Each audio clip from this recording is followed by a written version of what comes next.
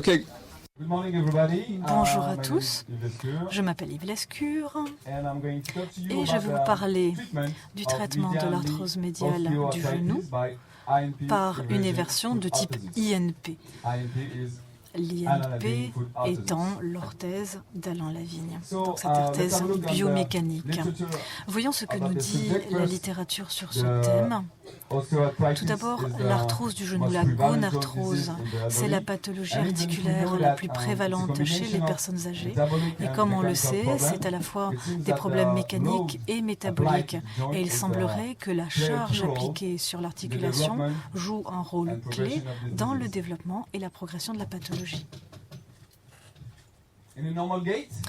Lorsque la marche n'est pas pathologique, il faut se souvenir que l'on a 3 fois la charge sur le compartiment, 3 fois plus de charge sur le compartiment médial que sur le compartiment latéral.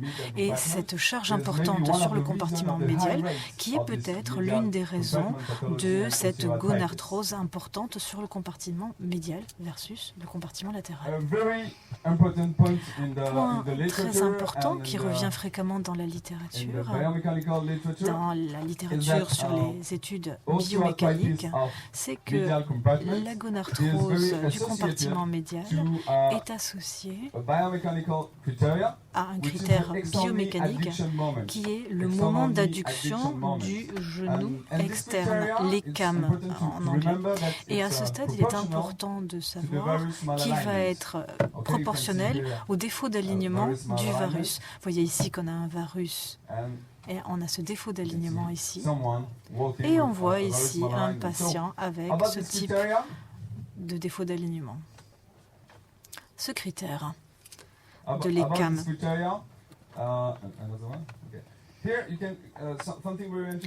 Quelque chose de très intéressant chez ce patient, si on regarde la jambe droite, le membre inférieur de ce patient, jambe droite, on voit au départ qu'il y a un varus, un mauvais alignement, mais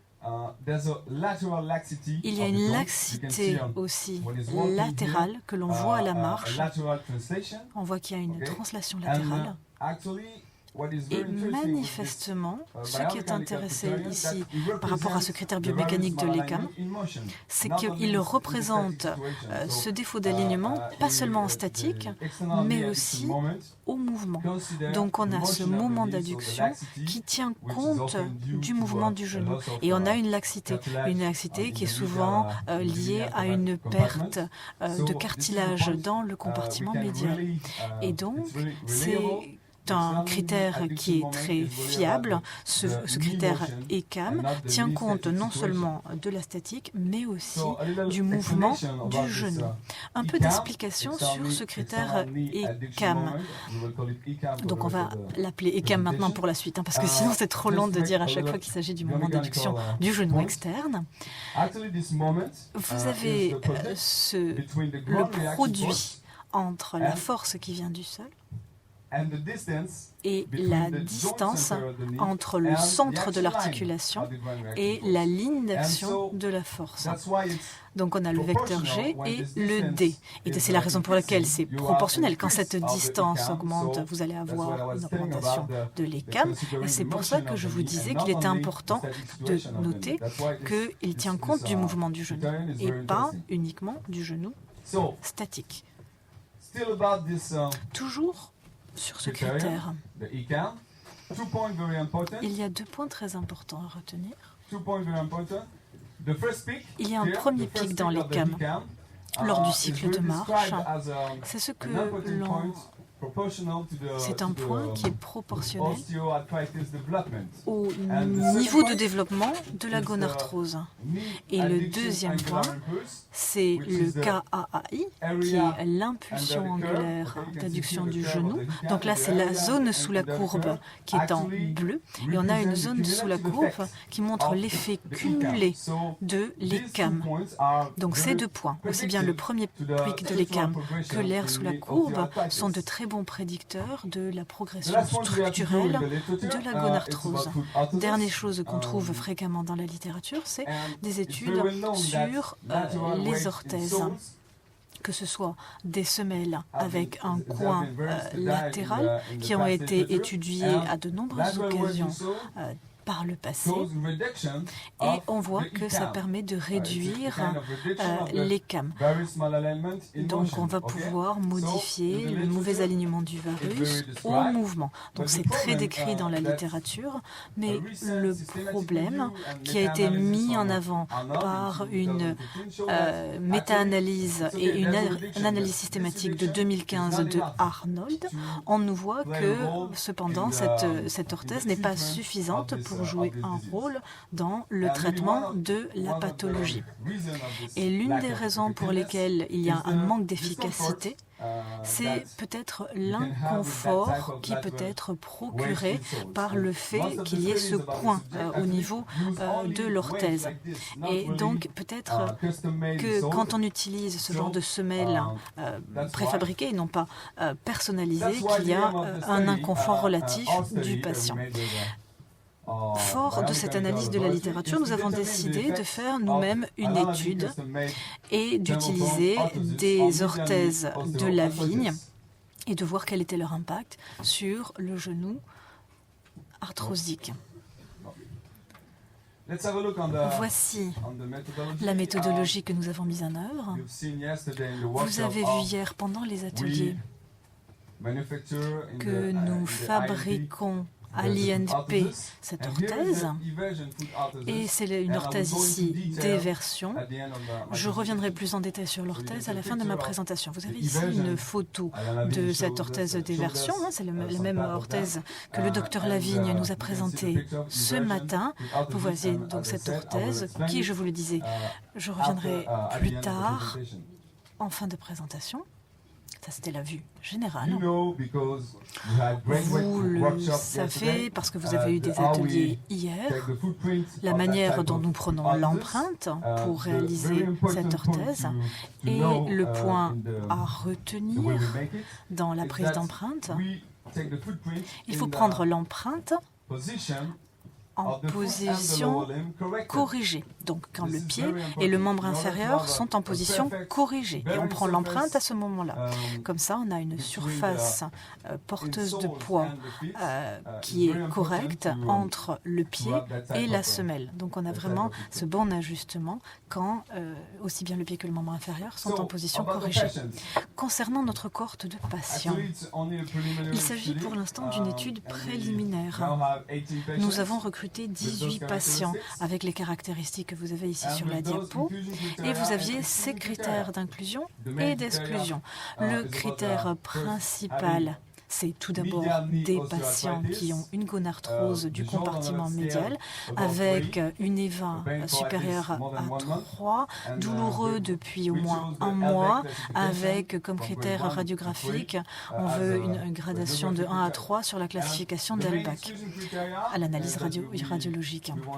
Le critère d'exclusion principal, on veut des patients qui n'ont pas été traités dans l'année précédente, donc ils n'ont pas reçu de médicaments, ils n'ont pas bénéficié d'orthèse.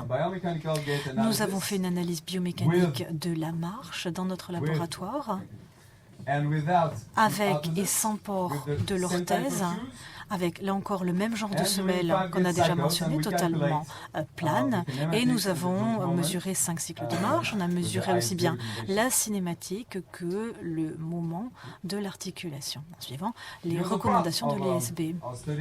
Une partie de notre étude comporte des questionnaires, parce que c'est bien de faire des études biomécaniques, mais il faut voir aussi quel est le ressenti du patient.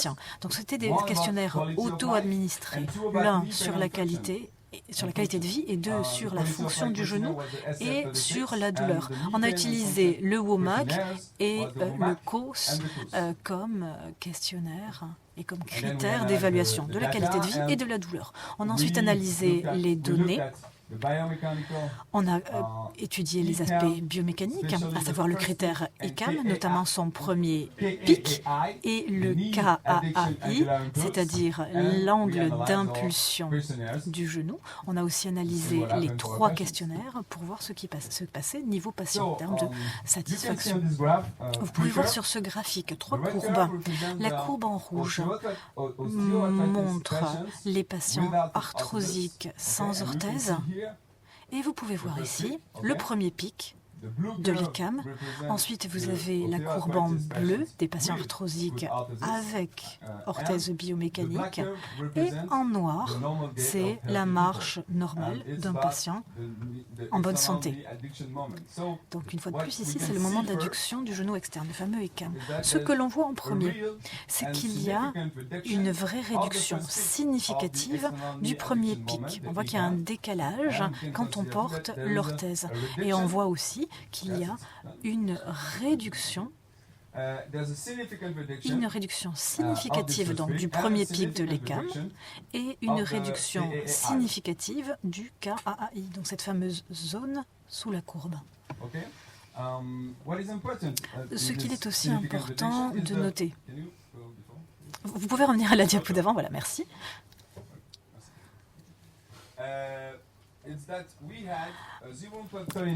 On avait un ratio taille-poids corporel de 0,39% chez ces patients. On le note, ça sera important pour la suite. Petite explication clinique sur cette réduction du pic, ce décalage du pic.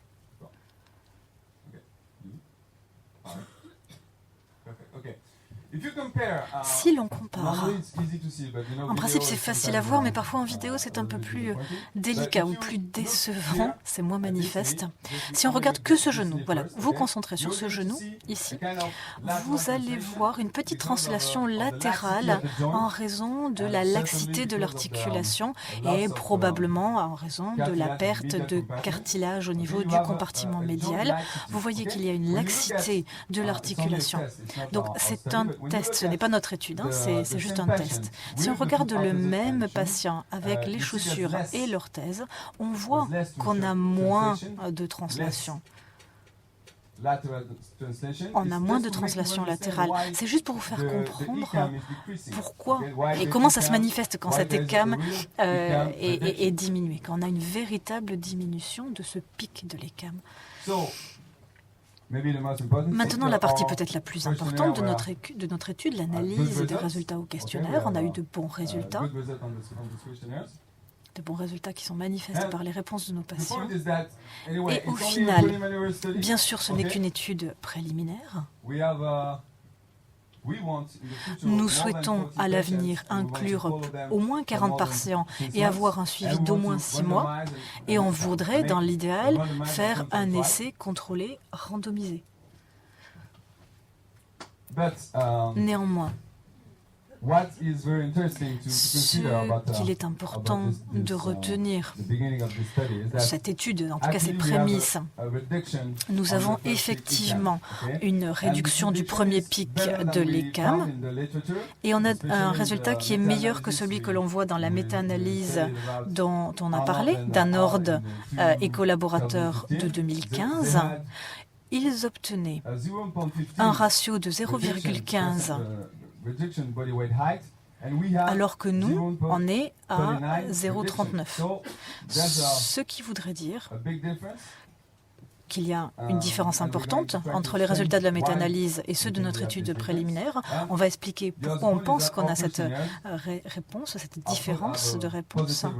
Et ce qui est important, c'est qu'on a des résultats positifs au questionnaire administré aux patients. Essayons d'expliquer pourquoi on a une telle différence, pourquoi on a des résultats aussi bons comparativement à la littérature. On est revenu justement à la littérature. Et on a constaté qu'il y a 4 caractéristiques à observer. La première, certaines études ont prouvé que lorsqu'on utilise une semelle en matériau thermoforbable personnalisé, on a un meilleur résultat sur les critères biomécaniques, dont l'ECAM est un d'entre eux. Donc ça, première chose. Quand on utilise du matériau thermoformable et une prothèse personnalisée, on a de meilleurs résultats sur les cams. Le deuxième point, les orthèses de la vigne sont des orthèses en coin latéral sur toute la longueur. Et c'est aussi une caractéristique qui confère une bonne performance, ou en tout cas une meilleure performance par rapport à ce qu'on a dans la littérature. Lorsqu'on a cet angle sur toute la longueur, on a un meilleur impact, un impact plus positif sur les cams. Vous voyez ici, on a une correction qui va du talon à l'avant-pied et on a une meilleure performance sur le critère. Ça manifeste ici sur le graphe. Une troisième caractéristique de ces orthèses, peut-être la plus intéressante, le soutien de l'arcade médiale. On pense tous que ce n'est pas bon d'avoir ce soutien, ce n'est pas bon pour le compartiment médial du genou. Mais des études montrent que lorsque c'est combiné à ce coin, à cette pente latérale, ça va améliorer la réduction de l'ECAM. Donc les deux ensemble, peut-être parce que la surface est plus importante, parce que ça augmente le confort de port, mais il est important de voir que ce soutien à l'arcade médiale, plus une correction par un coin, par une pente sur toute la longueur de l'orthèse, va être bénéfique sur la réduction de l'ECAM. Donc vous avez ici